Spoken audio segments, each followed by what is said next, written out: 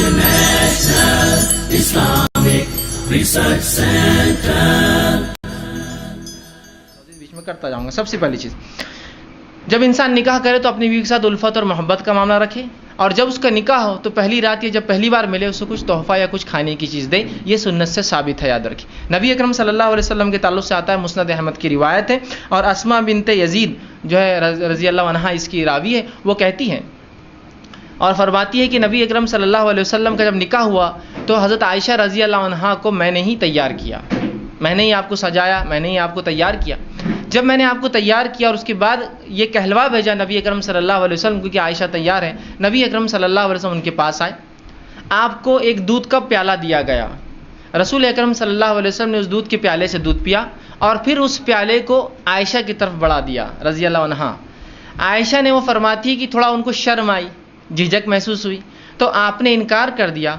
अस्मा कहती है कि मैंने गुस्सा किया और उन्हें डांटा और कहा रसूलुल्लाह दे रहे हैं ना, फिर तुम क्यों नहीं ले रही हो? तो उन्होंने उसको लिया और थोड़ा सा पी लिया. उसके बाद रसूल अकरम सल्लल्लाहु अलैहि वसल्लम ने फरमाया तुम लोग भी पियो. और भी औरतें बैठी थी, चूँकि आयशा रज़ी अल्लाह औरतों में थी और ज़ाहिर सी बात है वो औरतें पर्दे में थी, याद रखिए. तो कहा तुम औरतें भी पियो. ठीक है. तो उन्होंने कहा अल्लाह के रसूल सल्लल्लाहु अलैहि वसल्लम आप पहले पी ले, ज़्यादा बेहतर होगा. फिर रसूलुल्लाह ने दूसरी बार फिर पिया. उसको पी कर जो आपने फिर औरत जो अस्मा रज़ी अल्लाह अन्हा को दिया. वो कहती है कि मैंने वो गिलास लिया और उसको मैं पलटाने लगी, घुमाने लगी, ताकि मैं भी वहीं होठ लगाऊं जहां रसूल अकरम सल्लल्लाहु अलैहि वसल्लम ने होठ लगाया था. इससे पता चला कि सहाबा के साथ साथ सहाबियात भी कितना मोहब्बत रसूल अकरम सल्लल्लाहु अलैहि वसल्लम से करती थी. ये मोहब्बत का तकाजा है, जिससे आप मोहब्बत करते हैं उसकी हर चीज़ को आप पसंद करें. जहाँ से आपने पिया वहाँ से पीना पसंद. तो वो कहती है मैं खामोशी से लोग ना देखे घुमा रही थी ताकि वहाँ से पीऊँ जहाँ से रसूल अकरम सल्लल्लाहु अलैहि वसल्लम पिया. उसके बाद जब मैं पी चुकी तो रसूलुल्लाह ने दूसरी औरतों से कहा तुम भी पी लो. औरतों ने शर्मा कर कहा कि अल्लाह के रसूल नहीं. तो आपने कहा कि देखो दो चीज़ें एक साथ नहीं हो सकती, भूख और झूठ. P low. मतलब क्यों शर्मा रही हो, पी लो. तुमको भूख है मैं जानता हूँ, लेकिन तुम झूठ बोल रही हो तकल्लुफ़ में कि नहीं हमने पी लिया. कहा पी लो, और फिर नौ औरतों ने भी पी लिया. समझ रहे हैं? तो यहाँ रसूल अकरम सल्लल्लाहु अलैहि वसल्लम पहली बार अपनी बीवी से मिले आयशा रज़ी अल्लाह अन्हा, तो आपने कुछ दिया, मतलब खाने पीने की चीज़. और ये भी रहमत का एक हिस्सा कि इंसान कुछ खिला पिला. बहुत से लोग कंजूस होते हैं, कुछ खिलाते पिलाते नहीं किसी को, ना अपनी बीवी को, ना बच्चों को, ना किसी को. तो बहरहाल बीवी से जब पहली बार मिले तो कुछ खाने पीने का दे. कुछ भी हो सकता है आज के दौर के अंदर, आप मिठाई ले जा सकते हैं, एनीथिंग, मतलब कुछ भी हो सकता है जो मोहब्बत और उल्फत बढ़ाने के लिए. और खाना पीना एक ऐसी चीज़ होती है जिसके करने से लोगों में आपकी तरफ मोहब्बत मायल होती है. आप देखिए किसी को आप बुलाना चाहते हैं, किसी से कुछ काम करवाना चाहते हो तो क्या करते हैं उसको, चलो ढाबे पर, चलो खाने पर. सर घर पे कब आ रहे हैं आप खाने को, तो प्रमोशन चाहिए आपको. ठीक, तो बहरहाल खाना एक वो है. तो यहाँ शरीयत ने कहा बीवी से भी उल्फत मोहब्बत करो. तो पहली बार जब आप बीवी से मिले तो चूँकि हम बिस्तरी शुरू होती है इसी अमल के बाद, इसलिए मैं इसको भी रख रहा हूँ. तो खिलाए पिलाए, कुछ दे. और ये कुछ भी हो सकता है, आपके इलाके, समाज, माहौल के एतबार से चीज़ें XYZ बदल सकती है. ठीक है बहरहाल, तो कुछ ना कुछ करें. दूसरी चीज़, जब बीवी से पहली बार खिलवत मतलब अलहदगी में जहाँ कोई आपको ना देख रहा हो, जब खिलवत में मुलाकात हो, तो आप सल्लल्लाहु अलैहि वसल्लम ने फरमाया कि जब खिलवत में बीवी से पहली बार मिले, और ये अमल एक बार के लिए है सिर्फ जो अब मैं अमल बयान कर रहा हूँ, तो आपने फरमाया कि जब मिले तो उस बिस्मिल्लाह कहे, अल्लाह का नाम ले, और बीवी का जो सर का सामने का हिस्सा होता है बालों का, ठीक, उसको अपने सीधे हाथ से पकड़े. ठीक, सीधे हाथ से पकड़े.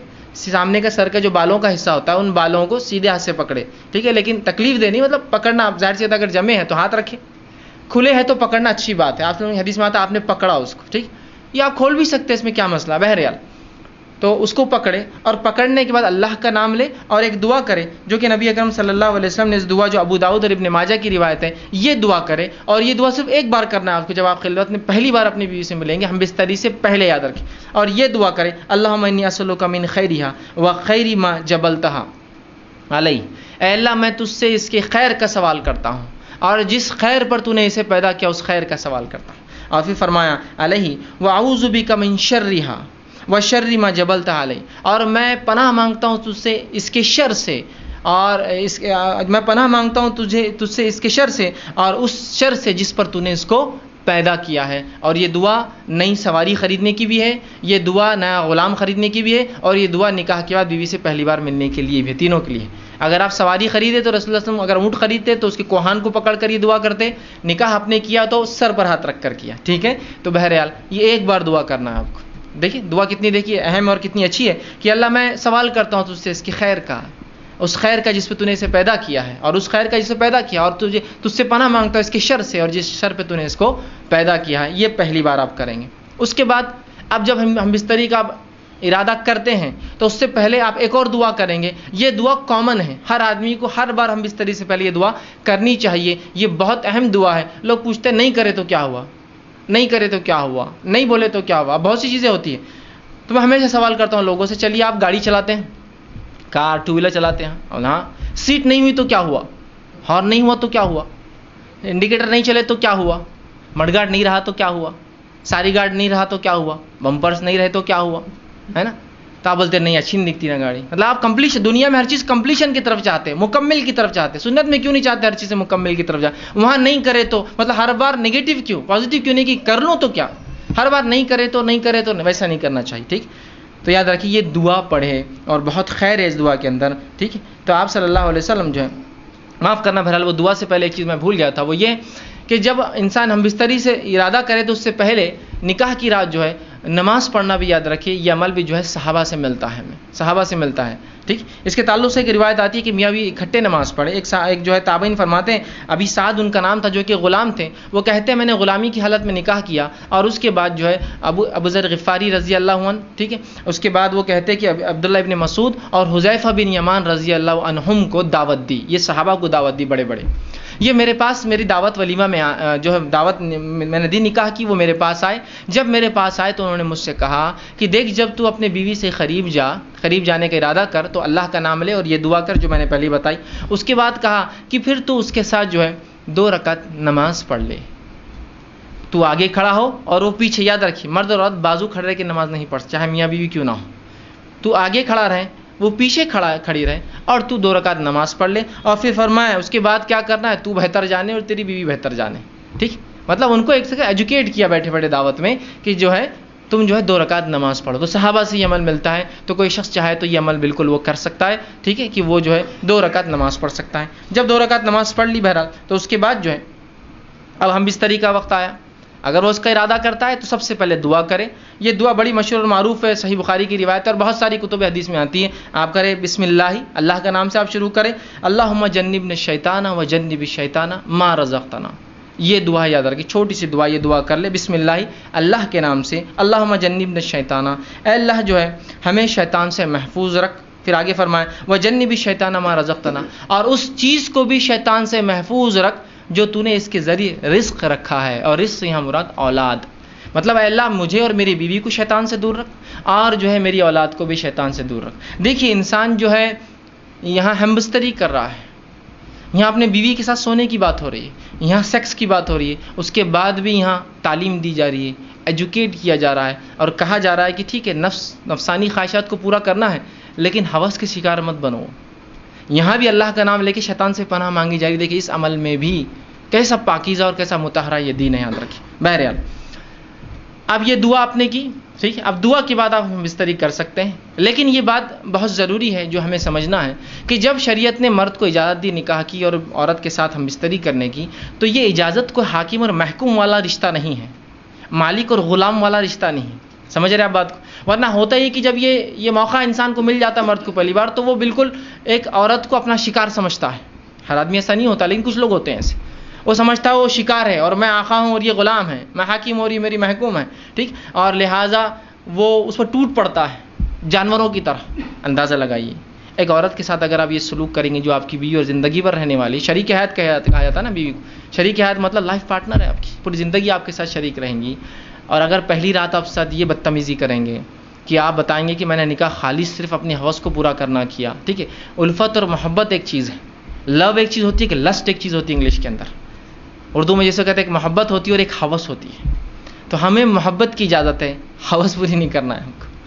ہمیں جو لو کی اجازت ہے, ہم کو لسٹ نہیں. ٹھیک ہے, انسان ظاہر سی بات ہے وہی عمل کر رہا ہے جو لسٹ میں ہوتا ہے, لیکن اس میں محبت کے تقاضے کے ساتھ کہ یہ میرے اپوننٹ پارٹنر ہے, میری بیوی ہے, اس کے ساتھ زندگی گزارنا ہے. ٹھیک ہے, تو یہ بات بڑی ہے ہمیں سمجھنا ہمارے لیے. تو انسان جو ہے جب اپنی بیوی سے تعلقات قائم کرے تو اس کو حاکم اور محکوم اور ظالم اور مظلوم والا رشتہ نہ بنا دے, بلکہ اس کو محبت اور الفت والا معاملہ رکھے. اور ہم بستری سے پہلے جو باتیں ہم کو رسول اکرم صلی اللہ علیہ وسلم اور صحابہ کے آثار مطلب صحابہ کے عمل سے پتہ چلتی, وہ یہ ہے کہ یہ لوگ فور پلے کرتے, ہم بستری سے پہلے کچھ بیوی سے کھیلتے. اور ایک روایت میں رسول اللہ صلی اللہ علیہ وسلم کی اس بات کا کھلا اشارہ آپ نے فرمایا, جب ایک صحابیہ کہ اللہ کے رسول میں نے ایک عورت سے نکاح کیا لیکن یہ مطلقہ ہے, مطلب اس کی شادی ہو چکی ہے اور یہ جوان تھے صحابی. تو اللہ کے رسول صلی اللہ علیہ وسلم فرمائیں کہ تو نے کنواری لڑکی سے کیوں نہیں نکاح کیا تاکہ وہ تجھ سے کھیلتی اور تو اس سے کھیلتا. تو کہا اللہ کے رسول میری مجبوری تھی, میرے والدہ کا انتقال ہو گیا اور میری 3 چھوٹی چھوٹی بہنیں ہیں, اگر میں کوئی کنواری لڑکی لاتا تو وہ میری بہنوں کی دیکھ بھال برابر سے نہیں کر پاتی. جب میں نے ایسی عورت کو لایا نکاح میں جو مطلقہ ہے, اس کو پریویس ایکسپیرینس ہے زندگی کا, وہ زندگی سماج میں گزار چکی ہے, وہ میری بہنوں کی اچھے سے تربیت کر سکتی ہے. اس حدیث سے ایک بات اور پتہ چلی, نکاح میں بہت سارے مقاصد انسان رکھ سکتا ہے نکاح کے لیے. تو ایک مقصد یہ بھی تھا ان کا کہ محبت کے ساتھ ساتھ بچیوں کے لیے کچھ, میری بہنوں کے لیے کچھ ایسی عورت آ جائے جو میری ان کی بھابھی ہو لیکن ایک ماں جیسا ہو. تو ظاہر سی بات ہے ایک کنواری لڑکی یہ سب نہیں کر سکتی تھی, ٹھیک ہے. لیکن اس حدیث میں رسول اللہ نے جو فرمایا تو اس کے ساتھ کھیل اور وہ تیرے ساتھ کھیلے, تو یہ محبت جو ہے یہ ہم بستری سے پہلے انسان فور پلے کرے, کھیلے اس سے, مطلب اس کو راضی کرے اور منوائے اس عمل کے لیے. اس لیے کہ ہیومن بینگ جو انسان ہوتے ہیں وہ میکینیکل عمل نہیں کر سکتے. میکینیکل سمجھتے مشینیں ہوتی, مشینوں کا معاملہ ہوتا ہے کہ آپ نے جب بٹن دباؤ میکینیکلی شروع ہو جاتی ہے. لیکن انسان جو ہوتے ہیں ویسے میکینیکل نہیں ہوتے, ان کو ذہنی تیار ہونا پڑتا ہے, پھر جسمانی فزیکل ریڈی ہونا پڑتا ہے, اس کے بعد انسان کچھ اعمال کر سکتا ہے. جیسے آپ کو کس سے ڈیل کرنا ہے کوئی انسان سے, تو بہت ساری باتیں ہوں گی, ملاقاتیں ہوں گی, ٹھیک ہے, اس کے بعد کوئی ڈیلنگ فائنل تک پہنچیں گے. سیم ویسے ہوتا ہے. تو اس بات کو ذہن میں رکھیں, اور بالخصوص پہلی رات میں تو آپ خاص طور سے اس کو یہ نہ کریں کہ ٹوٹ پڑنے کا معاملہ کرے, بلکہ سنت کو لحاظ رکھتے ہوئے, شریعت کا لحاظ رکھتے ہوئے, انسانی ذہنیتوں کا لحاظ رکھتے ہوئے, سامنے والے فریق کی, آپ کی بیوی کی عمر کا لحاظ بھی رکھ سکتے. ہو سکتا ہے کوئی انسان 40 سال کا اور نکاح 20 سال سے کیا ہو, جائز ہے بالکل. تو اب یہاں سمجھنا پڑے گا اس کی عمر کا تقاضا کم ہے, تو ظاہر سی بات ہے, سمجھ رہے ہیں آپ بات کو. یہ تمام چیزیں آپ جو ہے ذہن میں انسان رکھیں.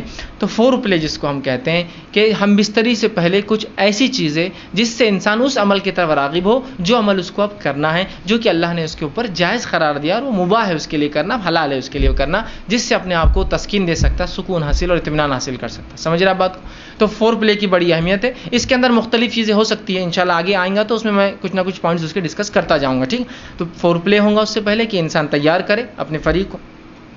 دوسری چیز یہ کہ دونوں کا اس عمل کے لیے راضی ہونا ضروری ہے. ہم بستری کے لیے دونوں کا اس عمل کے لیے راضی ہونا ضروری, یاد رکھیں, اس لیے کہ یہ کوئی ون سائڈ معاملہ نہیں ہے. اور مرد کے راضی ہونا یہ بالکل واضح ہوتا ہے, لیکن عورت راضی ہے نہیں راضی ہے یہ واضح نہیں ہوتا ہے. مرد اس عمل کے لیے راضی ہے, وہ ظاہر ہے, اس کی جسمانی کیفیت اور اس کا جسمانی کیفیت اس کی اشارہ کر دیتی ہے کہ مرد تو راضی ہے اس عمل کے لیے, لیکن ظاہر سی بات ہے عورت کے اندر ایسی کوئی چیز نہیں ہے جس سے پتہ چل سکے کہ اس عمل کے لیے وہ راضی ہے. بات سمجھ رہے ہیں آپ میری, ٹھیک. تو ظاہر سی بات ہے دونوں کی رضامندی ضروری ہے. تو مرد راضی ہے عورت سمجھ سکتی ہے, لیکن عورت راضی ہے مرد سمجھ نہیں سکتا ہے اس کے, ظاہر سی بات ہے جسمانی اعتبار سے. تو اس کو اس معاملے میں تیار کرنا ہوگا, اس کو اس معاملے میں پوچھ سکتے ہیں آپ, اس کو اس معاملے میں اس کی بھی حامی لے سکتے ہیں آپ. اور حامی اس کا ہاں ہر بار زبان سے بولنا نہیں ہے, کچھ باتیں آپ سمجھ سکتے ہیں جس کہاں ہوتی ہیں, سمجھ رہے نا, انسان کی آنکھوں کے اشارے, جسمانی ہوا جس سے انسان سمجھ سکتا ہے کہ اس کا معنی ہاں ہے. اس معاملے میں خواتین سے میری بالخصوص درخواست یا نصیحت جو ہوگی وہ یہ ہے کہ بہت ساری عورتیں, مرد تو راضی ہے اس عمل کے لیے, پہلے دن کی بات, جب ہم عام بات کر رہے ہیں تو یہ بات یاد رکھیے, اور یہ ہمیشہ کے لیے عام اعتبار سے بھی اور اس دن کے لیے بھی خاص بھی, نکاح کے رات بھی اور اس کے بعد بھی, کہ عورتیں جو ہے اپنی رضامندی کا بھی اپنے شوہر سے اظہار کرے.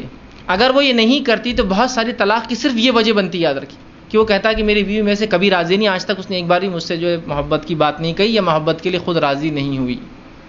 تو عورتوں کو بھی اس معاملے میں آگے حصہ لینا پڑے گا بڑھ کر, چونکہ یہ ایک ایسی چیز ہے جس میں صرف مرد شامل نہیں ہے. اگر عورت اپنا حصہ نہیں رکھیں گی تو مرد کے لیے, میں معاف کرنا الفاظ اگر میرے سخت لگ رہے ہو تو, لیکن سمجھیے اس بات کو, مرد کے لیے صرف آپ ایک کھلونا ہو جائیں گے, اس کے علاوہ آپ کی کوئی حیثیت نہیں باقی رہیں گی. حضرت رسول اللہ کیا فرما رہے ہیں کہ تو اس کنواری سے نکاح کرتا تو وہ تجھ سے کھیلے اور تو اس سے کھیلے. دیکھیے الفاظ غور کیجیے حدیث کی, دونوں کے لیے کہا, یہ نہیں کہا کہ تو اس سے کھیلے, وہ تجھ سے کھیلے اور تو اس سے کھیلے. تو یہاں رسول اللہ صلی اللہ علیہ وسلم اشارہ کر رہے ہیں کہ اگر کنواری ہوتی تو وہ تجھ سے کھیلتی, مطلب وہ ایک پارٹ بنتی اس گیم کا, وہ اس کھیل کے اندر تیری حصے دار بنتی, شریک بنتی. تو یہ باتیں, یہ بیاہی, اب دیکھیے بہت سی بار میں سمجھتا ہوں شوہر کے ساتھ کمرے میں رہ کے بھی آپ بیاہی کا سوچیں گے تو میں سمجھتا ہوں اب کوئی تقاضے باقی نہیں رہے. یہاں بیاہی اور حیا کچھ نہیں ہے, اب آپ کا شوہر ہے وہ, یہ آپ کو سمجھنا پڑے گا, ٹھیک ہے. تو یہاں عورتیں اپنی رضامندی کا اظہار کریں جو مختلف طریقوں سے وہ کر سکتی ہے, یاد رکھیں مختلف طریقوں سے کر سکتی. جب یہ عورتیں اس میں لیک کر جاتی ہیں, کمزور پڑ جاتی ہیں, تو مرد کو ایسی عورتیں پسند آ جاتی ہیں جو اس طرف اشارے کرتی ہیں اور مائل کرتی ہیں. جو بری عورتیں ہوتی ہیں، جو فحاشائیں ہوتی ہیں، وہ اپنی رضامندی کا کنٹینیوس اظہار کرتے رہتی ہیں. تو جب عورتیں ہیں جن کے لیے جائز اپنے شوہر سے جو کام کرنا، تو کیوں نہیں وہ اپنے اظہار کرتی، کیوں نہیں وہ بتا رہی ہو؟ چونکہ مرد ترازی ہے، تیار ہے، اس کے جسمانی کیفیت سے پتہ چل جاتا ہے. عورت کو کیسے پتہ چلیں گے؟ اب تک کہ آپ نہیں بتائیں گی. اور اس میں کوئی حیا اور بے حیائی کا تقاضا نہیں. یاد رکھیے، یہ آپ کی محبت اور الفت ہے، اور اس کو کہیں گے محبت کی سب سے اونچائی. یاد رکھیے جو میاں اور بیوی کے بیچ میں ہوتی ہے. تو آپ بھی اپنی رضامندی کا ضرور جو اپنے شوہر سے اظہار کریں، ٹھیک ہے؟ ورنہ اکثر طلاقوں کی وجہ یہ بنتی ہے کہ بیوی، شوہر کا دعویٰ ہے کہ بیوی نے آج تک فلاں نہیں کیا، اور پھر وہ الزام لگاتا ہے اس کا سیکس کمزور ہے، یا اس کی قوت باہ اس میں نہیں ہے، اور فلاں نہیں ہے، اور فلاں نہیں ہے. تو وہ سب طرف کیوں جا رہے ہیں؟ شریعت نے آپ کو بتا دیا، رسول اللہ صلی اللہ علیہ وسلم کہہ رہے ہیں. اور ظاہر سی بات ہے، ہر چیز کھول کر بیان کرنا ضروری نہیں. کیا اتنا کافی نہیں تو اس سے کھیلے اور وہ تجھ سے کھیلے؟ اتنا کافی نہیں ہے ہمارے لیے سمجھنا؟ کیا اور وضاحت چاہتے ہیں آپ پوری چیز؟ کیا پورا پکچر دکھانا چاہتے ہیں؟ کیا یہ بتائے تو ہم کو سمجھ میں آئیں گا؟ نہیں، اشارہ کافی ہوتا ہے. اور مومن کے لیے تو اشارے بہت زیادہ کافی ہوتے ہیں. عقل مند کو اشارہ کافی ہوتا ہے. لوگ کہتے ہیں، میں کہتا ہر مومن عقل مند ہوتا ہے، اور اس کو اپنے نبی اور شریعت کے ہر اشارے کافی ہو جاتے ہیں، وہ سمجھ جاتا ہے باقی کیا ہے. تو عورتوں کو بھی اشارہ ہے اس حدیث کے اندر. بہرحال آگے بڑھیے.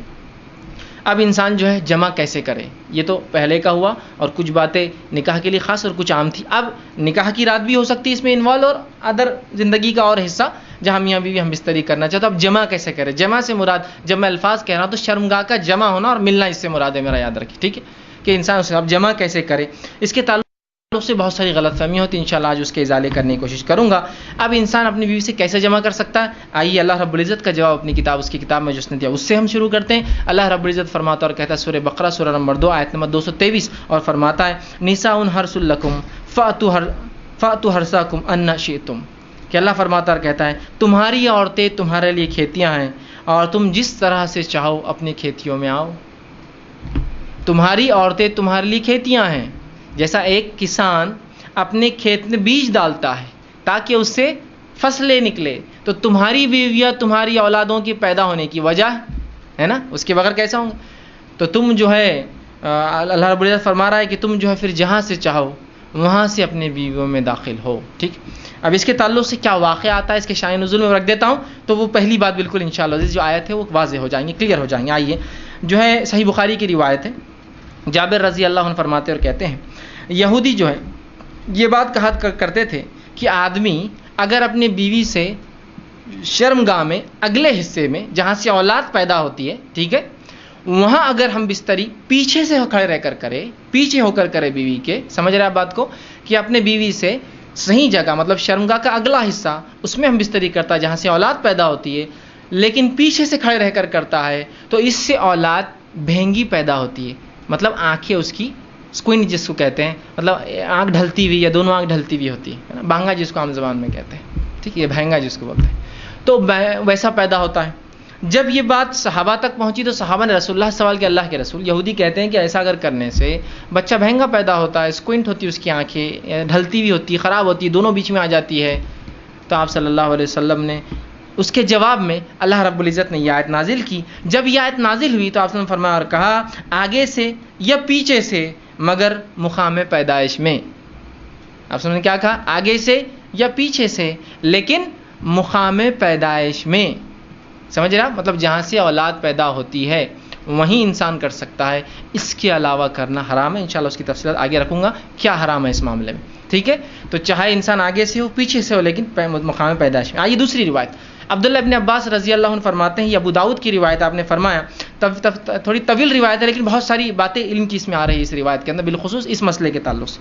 وہ کہتے ہیں مدینہ میں انصار جو ہے یہودیوں کی اتباع کرتے تھے، چونکہ انصار تو مشرک تھے، ان کے پاس کوئی عقیدہ نہیں تھا یہ تو، لیکن اہل کتاب کو یہ بڑا اونچا سمجھتے چونکہ وہ کتاب کے حامل لوگ تھے، تو ہر چیز میں وہ یہودیوں کو فالو کرتے. حتیٰ کہ یہودی اپنے بیویوں کو چت لٹاتے، مطلب چہرہ اوپر اور عورت لیٹی ہے، اور اس کے بعد ہم بستری کرتے، تاکہ اس سے کیا ہوتا ہے، سطر کے لیے بھی اچھا ہے. انسان جب مرد لیٹ جاتا ہے عورت پہ تو پوری ڈھک بھی جاتی ہے، تو طہارت کے لیے بھی اچھا ہوتا ہے، اور سطر پوشی کے لیے بھی خامہ کا زیادہ سطر کھلتا نہیں ہے، اچھا ہوتا ہے. تو یہودی صرف اس پوزیشن کو، اس طریقے کو حلال مانتے تھے.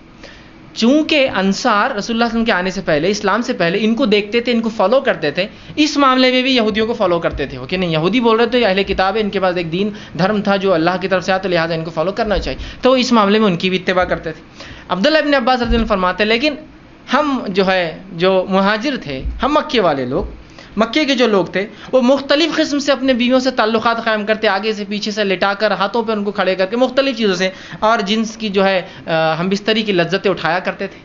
لیکن جب مہاجر مدینہ پہنچے اور انصاریوں سے نکاح شروع کیا، اور جب ایک مہاجر نے ایک انصاری عورت سے نکاح کیا، اور نکاح کرنے کے بعد جیسا ان کا طریقہ تھا کہ وہ مختلف انداز سے، مختلف طریقوں سے صحیح جگہ میں بستری کرتے، مطلب شرمگاہ میں، مطلب اگلے حصے میں کرتے، جب اس نے ڈیمانڈ کیا اس شخص نے، تو اس انصاریہ نے کہا ہم تو صرف ایک طریقہ اپناتے. اس عورت نے، وہ بھی صحابیہ تھی، وہ ہے چت لیٹنا اور تم اوپر سے رہو. اس نے کہا ایسا کیوں؟ ہم تو مختلف چیزیں کرتے ہیں اس میں، جس کو عام زبان میں بہرحال آسن کہتے ہیں، لوگ بہرحال سمجھتے ہیں آسن کہتے ہیں اس کو، شاید سنسکرت کا لفظ ہے یہ ہندی کا لفظ ہے. بہرحال تو ہم تو مختلف کرتے ہیں. تو انہوں نے کہا نہیں میں تو یہ کرنے نہیں دوں گی. جھگڑا بڑھ گیا. اس نے کہا میں تو ایسے ہی کروں گا. اس نے کہا ہمارے پاس یہ طریقہ نہیں.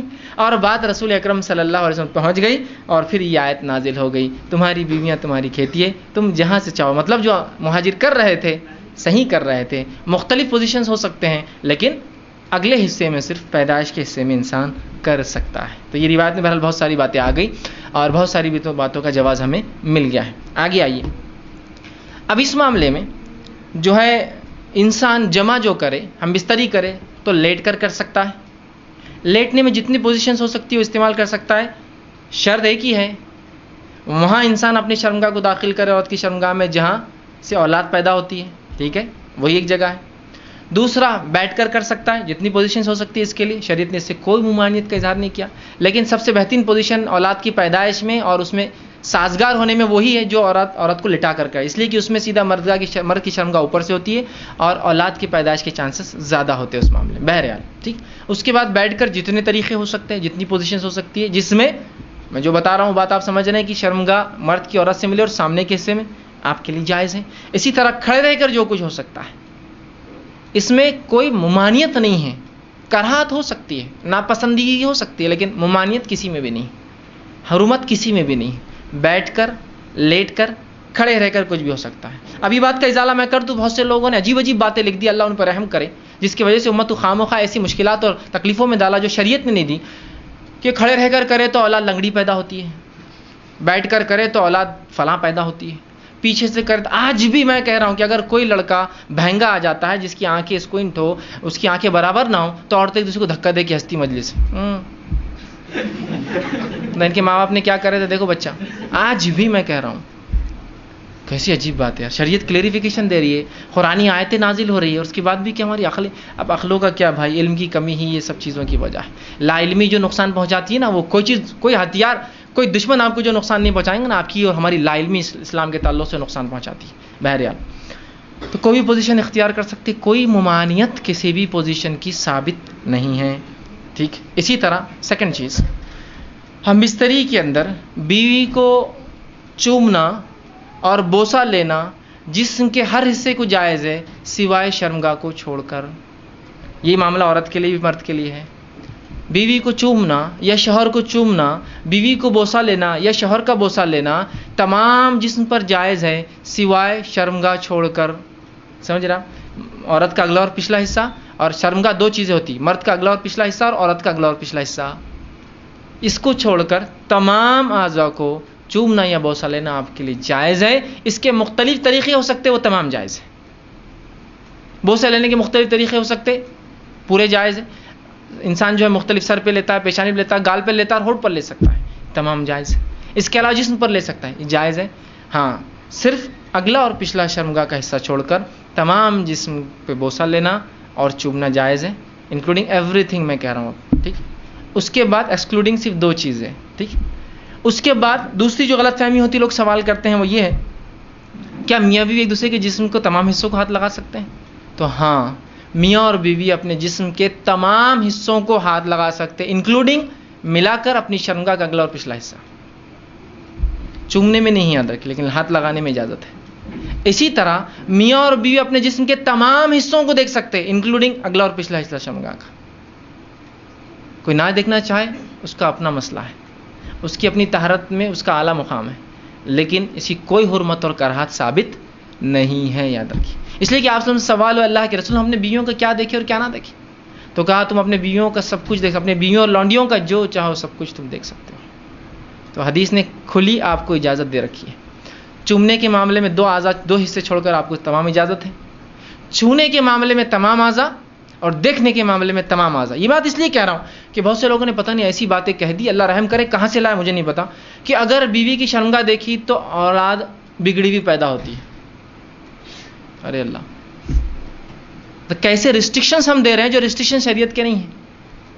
کیسے, مطلب سوچیے نا آپ, کیسی عقل کام نہیں کرتی کہ ایسے کیسے ریسٹرکشن ہو سکتے ہیں. ٹھیک, تو لہٰذا اس بات کے تعلق سے لوگ بہت سوال کرتے ہیں. میں نے اس کا کلیریفیکیشن پورا بہرحال سوال کے تعلق سے دے دیا. دونوں ہی چیزیں یاد رکھیں. صرف بوسہ لینا اور چومنے کے علاوہ چھونے کے معاملے میں اور دیکھنے کے معاملے میں میاں اور بیوی کمپلیٹ رائٹ ہے, کمپلیٹ حق ہے, وہ جو چاہے اس معاملے میں کر سکتے ہیں. یاد رکھیں. ٹھیک, اب آئیے اس معاملے میں ہم بستری میں منائی کس چیز سے ہے وہ بھی دیکھ لیں, اور افضل کب اور کہاں اور کیسے ہے. ٹھیک, وہ بھی ایک دیکھ لیتے ہیں. آئیے آگے بڑھیے. تو اس معاملے ہم بستری میں دبر پیچھے سے, مطلب شرمگاہ کے پچھلے حصے میں عورت کے داخل ہونا حرام ہے, جس کو عام زبان میں کہیں گے پیخانے کی جگہ. ٹھیک, عورتوں کے جو شرمگاہ ہوتی ہے وہ مردوں کے مقابلے میں مختلف ہوتی ہے اس معاملے میں کہ مرد کی شرمگاہ کا ایک ہی حصے سے پیشاب بھی نکلتا ہے اور منی بھی نکلتا ہے. لیکن عورتیں مختلف, تو عورتوں کے پیشاب کی جگہ الگ ہوتی ہے اور شرمگاہ الگ, جہاں اولاد پیدا ہوتی ہے وہ جگہ الگ ہوتی ہے, اور پیخانے کی جگہ الگ ہوتی ہے. تو مردوں میں 2 ہی حصے ہیں جہاں سے نکلتا, عورتوں میں 3 ہوتے ہیں. یاد رکھیے. تو یاد رکھیے مرد کے لیے عورت کی جو ہے شرمگاہ کے علاوہ کوئی بھی عمل کرنا درست نہیں, اور بالخصوص دبر کی تو حرمت شریعت اتنی سخت ثابت کی. مسند احمد کی روایت ہے جو ہے ام سلمہ رضی اللہ عنہ فرماتی ہیں, جب مہاجرین انصار کے پاس مدینہ آئے تو ان کی عورتوں سے جو ہے شادیاں رچائی. مہاجر عورتوں کو زمین پر لٹا کر یا ان کے ہاتھ کو زمین پر رکھ کر گھٹنوں کے بل ان کو کر جمع کرتے تھے, فائدہ اٹھاتے تھے. مہاجرین میں سے ایک آدمی نے انصار کی عورت سے نکاح کر لیا اور ارادہ کیا کہ ویسے ہی کام کرے جیسا وہ ان کے پاس چلن تھا کرے. تو اس نے انکار کر دیا اور کہا جب تک رسول اکرم صلی اللہ علیہ وسلم پوچھ کر نہیں آؤں گی عمل نہیں کرنے دوں گی. اس نے کہا ٹھیک ہے جا پوچھ کر آ جا. وہ عورت صبح ہونے کے بعد رسول اکرم صلی اللہ علیہ وسلم کے پاس پہنچی. جب خدمت میں پہنچی تو بڑی شرم آئی, کیسے پوچھوں. تو ام سلمہ رضی اللہ عنہا جو آپ کی بیوی تھی ان سے کہا کہ ذرا آپ رسول اللہ سے پوچھ دیجئے نا کہ یہ عمل کیا جائز ہے. تو آپ صلی اللہ علیہ وسلم نے یہ آیت پڑھی جو آیت نازل ہوئی تھی سورہ بقرہ کی, میں نے پہلے لکھ دی, نساؤکم حرث لکم فاتوا حرثکم ان شئتم, تمہاری بیویاں تمہاری کھیتی ہے, جہاں سے چاہو داخل ہو جاؤ. جو ہے اور وہ آگے اللہ کے سوا نہیں مگر ایک ہی جگہ مقام پیدائش کا داخل ہو, لیکن نہیں مگر ایک ہی جگہ مقام پیدائش. تو اس سے پتہ چلا دبر میں داخل ہونا, پیخانے کی جگہ یا انال سیکس جس کو کہتے ہیں, شریعت میں حرام ہے, اور اتنا سخت حرام ہے کہ اس کی حرمت کے تعلق سے 3 ہی حدیثیں رکھتا ہوں آپ کے سامنے. پہلی حدیث آپ سے فرماتے ترمذی اور ابن حبان کی روایت, آپ نے فرمایا اور کہا اللہ تعالیٰ ایسے آدمی کی طرف نہیں دیکھیں گا یا دیکھنا گوارا نہیں کرے گا جو اپنے بیویوں سے دبر میں جمع کرتا تھا, پیخانے کی جگہ جو ہے جمع کرتا تھا. اس کی طرف دیکھنے والا نہیں اللہ قیامت دن, اور اللہ کا نہیں دیکھنا مطلب اللہ کا رحم نہیں کرنا. دوسری روایت ابو داؤد کی روایت, آپ سے فرماتے وہ آدمی ملعون ہے, اللہ کے نزدیک لعنتی ہے, فرشتوں کے نزدیک لعنتی ہے, انسانوں کے نزدیک لعنتی ہے, جو فرماتے ہیں جو محاش یعنی دبر میں عورت کے داخل ہو. دوسری روایت. تیسری روایت بہت سخت ہے, آپ سے فرماتے ہیں نسائی کی روایت, آپ نے فرمایا جس آدمی نے حائضہ عورت سے ہم بستری کی, جس آدمی نے اپنے بیوی سے دبر میں دخل کیا, اور جس آدمی نے یا عورت نے جو ہے کسی کاہن کے پاس جایا, نجومی کے پاس گیا اور اس کی بات کی تصدیق کی, ہاں یہ تو صحیح کہہ رہا ہے, اس نے اس چیز کا انکار کیا جو محمد پر نازل ہوئی ہے, مطلب وہ شریعت کا منکر ہے, وہ کافر ہے. اب لا علمی میں سمجھتا ہوں کتنے لوگ یہ گناہ کر چکے ہیں اپنی زندگی میں. لوگوں کو لگتا ہے یہ تو کوئی بات ہی نہیں, روٹین آف لائف ہے. ٹھیک, لا علمی کتنی خطرناک ہو سکتی, سمجھ رہے آپ, کہ اس نے اس چیز کا انکار کیا جو محمد پر نازل ہوئی. وہ منکر شریعت ہے, وہ اسلام کا منکر آدمی جو دبر میں داخل ہوتا ہے. ہم کو معمولی لگتا ہے, شریعت کے نزدیک بہت سنگین جرم. تو علم بہت ضروری ہے ہر معاملے میں. بہرحال ٹھیک, تو یہ تینوں روایت بہرحال اس چیز کی وضاحت کر رہی تھی کہ تحریم دبر ہے. اب آئیے کچھ باتیں وضاحت